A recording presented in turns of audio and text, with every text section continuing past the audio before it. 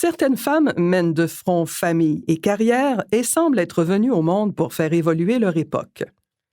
Née le 24 juin 1934 à Saint-Elzéar de Bonaventure en Gaspésie, date prédestinée pour une nationaliste québécoise, Jeanne Larocque est la fille d'Ernest Larocque et de Régina Dubé. Elle arrive au Saguenay-Lac-Saint-Jean au début des années 1950.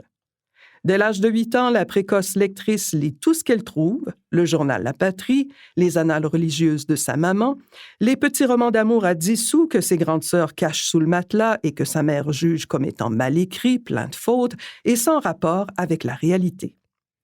À 14 ans, la fillette convainc sa maîtresse d'entreprendre des démarches auprès de la commission scolaire pour doter son école d'une bibliothèque. C'est un échec puisqu'aucun budget n'est prévu à cet effet. Loin d'être découragée, elle suggère à son enseignante de faire appel aux parents d'élèves. Une cinquantaine de livres sont ainsi recueillis, mais la Jeanne n'est pas dupe, la majorité des bouquins sont probablement issus de la collection privée de sa complice. Curieuse et insatiable, et tournée vers les autres, Jeanne mène des études d'infirmière auxiliaire et d'administration. Comme pour bien des jeunes femmes de son temps, tous les choix de profession sont limités. Son parcours professionnel débute en enseignement, d'abord dans son patelin natal, puis à la commission scolaire Sainte-Anne de Chicoutimi de 1953 à 1957 et à l'éducation des adultes de 1972 à 1980. Mais les injustices constatées autour d'elle l'indignent profondément et la font rapidement monter aux barricades. Vient alors une longue suite d'engagements sociaux et communautaires, comme directrice du projet Récupération et recyclage Saguenay de 1972 à 1974, cela bien avant que cette préoccupation planétaire fasse quotidiennement la une des médias. Dans les années 80, elle sera ensuite secrétaire régionale et agente de développement à Radio-Québec régional, aujourd'hui Télé-Québec, présidente du Conseil des collèges du Québec, présidente du Conseil régional de la santé et des services sociaux du Saguenay-Lac-Saint-Jean, vice-présidente aux affaires sociales et présidente du comité de recrutement du Conseil régional de développement pour la région, présidente de la Conférence des présidents des cégeps du Québec, présidente de la FEAS et membre du conseil d'administration de la Fondation de l'Université du Québec à Chicoutimi. Mère de 2 filles et d'un garçon malheureusement décédé accidentellement en 1983, cette battante s'implique socialement et politiquement et sait se réinventer et s'adapter aux grands changements de notre temps. Son intérêt pour ses concitoyens demeure son point d'ancrage et s'est manifesté dans tous ses choix de vie. Cette femme d'action qui n'a jamais cessé de surprendre son entourage amorce une carrière politique en 1985, à une époque où peu de ses consoeurs osent s'y engager. La même année, elle est élue première députée du Parti québécois dans Chicoutimi et deuxième dans l'histoire de la région pour être réélue en 1989 et en 1994. À l'origine de la loi sur l'équité salariale et la perception automatique des pensions alimentaires, elle avait milité très fort, malgré qu'elle soit à l'opposition en 1988, pour l'adoption de la loi sur le patrimoine familial. Puis, elle est nommée ministre de la Sécurité du Revenu et ministre responsable de la condition féminine dans le cabinet Parizeau au cours de la période de 1994 à 1996.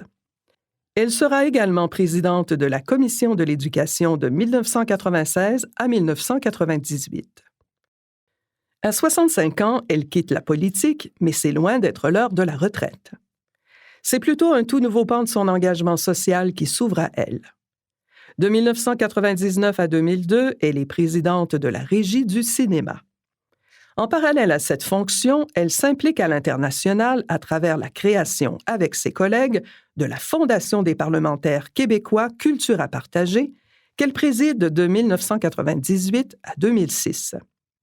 Grâce à eux, des millions de livres ont été expédiés pour nourrir des bibliothèques publiques et universitaires en Afrique francophone.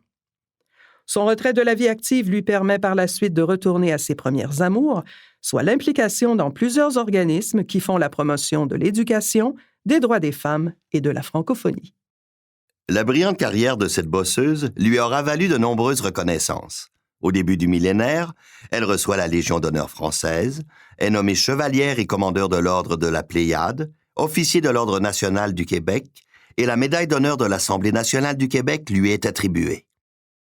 Jeanne Blackburn œuvre depuis toujours à transmettre le goût de la lecture en favorisant, entre autres, l'installation de bibliothèques.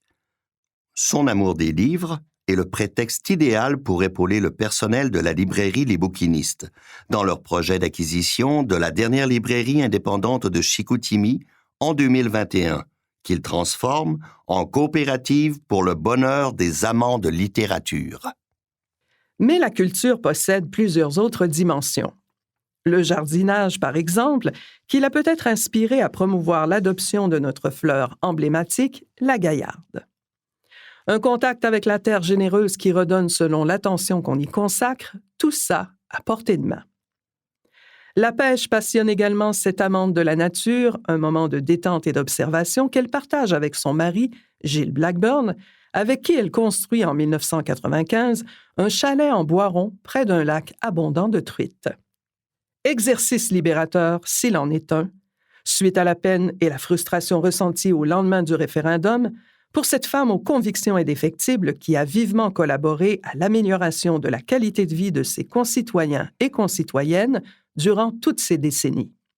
Si son époux, compagnon et conseiller de tous les moments, a su supporter les remarques désobligeantes qu'on lui adressait, on le plaignait à une certaine époque d'être un homme abandonné par sa femme.